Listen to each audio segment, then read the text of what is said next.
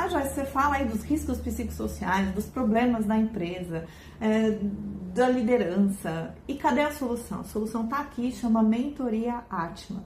E eu vou explicar para você o diferencial da Mentoria Atma. Primeiro que a mentoria, ela é composta por profissionais psicólogos da área da saúde com mais de 15, 20 anos de experiência.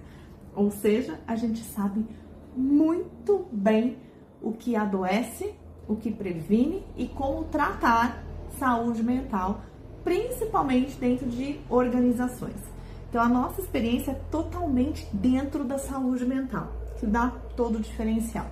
Mas vamos lá, como é que isso é feito? Eu vou passar aqui para você, empresário, os passos do que a gente vai fazendo dentro da sua empresa. Primeira coisa, tá? Nós vamos chegar na sua empresa, nós vamos olhar com muito cuidado, com muita atenção, os documentos da sua empresa. Que documentos? Os documentos que a gente precisa para fazer um diagnóstico. Quais são esses documentos? A gente precisa saber o número, por exemplo, de funcionários que vocês têm, os números de afastamento, o motivo dos afastamentos, os turnovers que tem, as ações trabalhistas, quais são, né, os pedidos, o que está por trás das ações trabalhistas, a carga horária, as horas extras. Então, tudo que é possível ser documentado, a gente vai olhar, a gente vai estudar, a gente vai analisar, a gente vai mensurar documento. A gente precisa disso. Depois, nós vamos fazer o quê?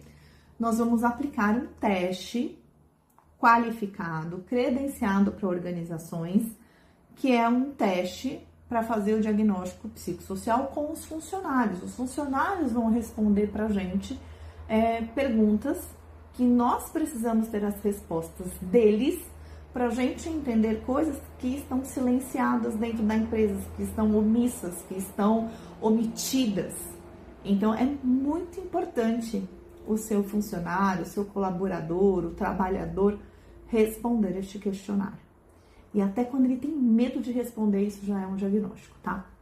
Nós vamos cruzar essas informações e vamos passar para você o quê?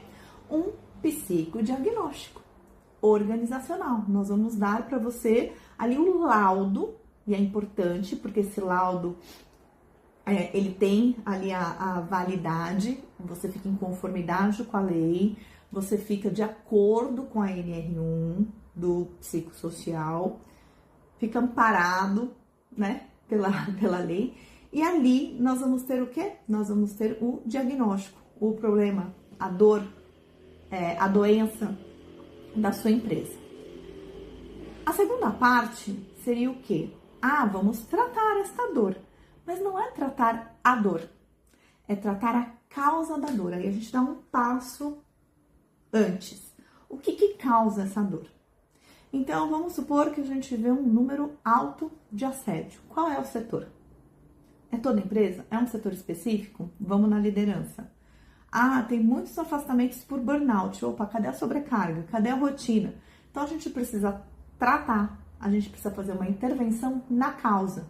Por que na causa? Porque não adianta a gente dar um analgésico aqui para a dor da sua empresa e daqui 6 meses, 7 meses, tá pior.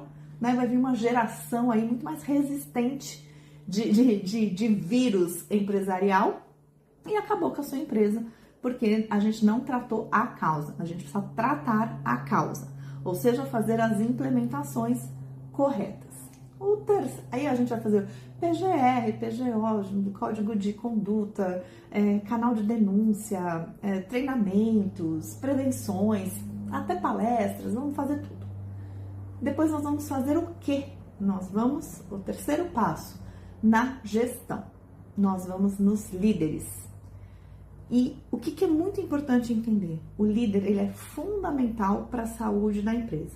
Nós temos líderes maravilhosos, que nasceu para aquilo, que sabe desenvolver, que sabe fazer junto, que performa muito bem, que sabe cobrar, que sabe esperar, que sabe ensinar, que sabe se comunicar, e aí a equipe vai para a lua. Um bom líder leva seu time para a lua. Porém, nós temos líderes que a gente olha e fala, o que ele está fazendo ali? Por que é líder? Porque não tem perfil. E a gente às vezes não entende por que aquele líder tá ali. Aí depois a gente entende, mas só que um mau líder, uma má liderança na sua empresa é prejuízo, em todos os sentidos.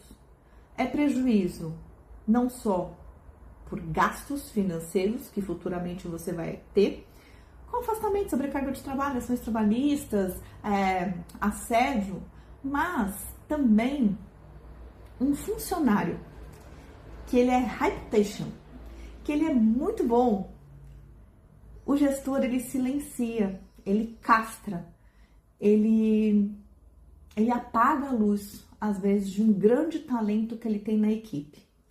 E aí é que é o prejuízo maior, porque aí às vezes essa pessoa ela não vai performar como ela poderia, ela vai embora, ela vai adoecer, ela perde, obviamente, saúde e oportunidade, mas a sua empresa também. Então a gente precisa olhar muito bem os talentos a serem lapidados. Um bom líder faz isso com maestria. Um mau líder não faz.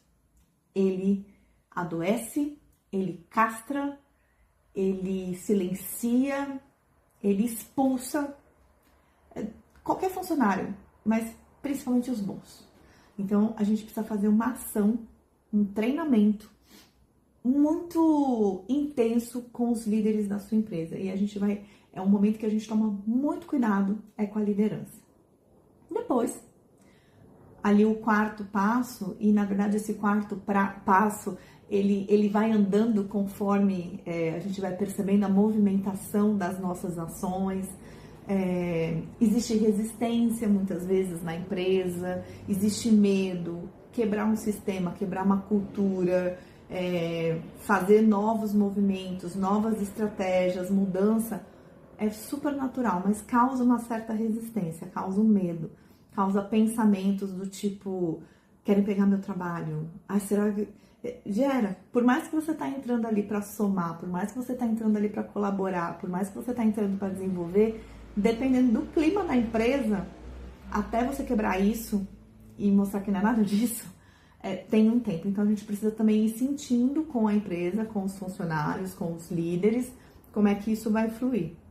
E aí a gente vai fazer uma parte que é fundamental, que é onde é a última ação, mas ela é contínua, que nada mais é do que os processos consistentes, as implementações consistentes.